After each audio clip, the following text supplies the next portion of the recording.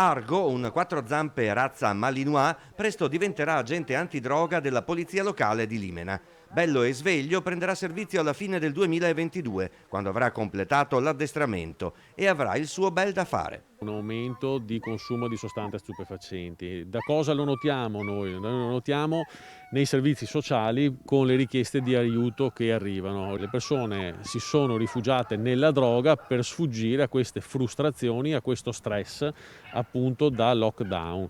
Purtroppo c'è chi ne ha approfittato. Argo si sta preparando a diventare ausiliario antidroga e nella ricerca di persone scomparse nel campo di addestramento di San Giorgio delle Pertiche, della locale associazione Cinofili Vigili del Fuoco in Congedo, che dal 2012 è una eccellenza per il paese dell'Alta. Sappiamo benissimo che un cane dall'inizio della sua vita gioca e morirà giocando, sì che noi utilizziamo questa metodologia gioco come gratifica, sempre. Senta, Argo non è esattamente un cane da compagnia.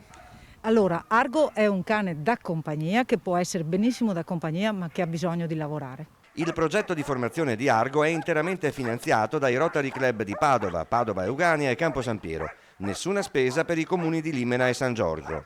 San Giorgio delle Pertiche è fortunatamente la sede di un'associazione meravigliosa, si chiamano Cinofili San Giorgio e si occupano appunto della formazione di cani di unità cinofile da soccorso e in questo caso anche per la ricerca di sostanze stupefacenti. Il progetto prevede pure la visita del quattro zampe ai bambini e ragazzi delle scuole primarie e secondarie.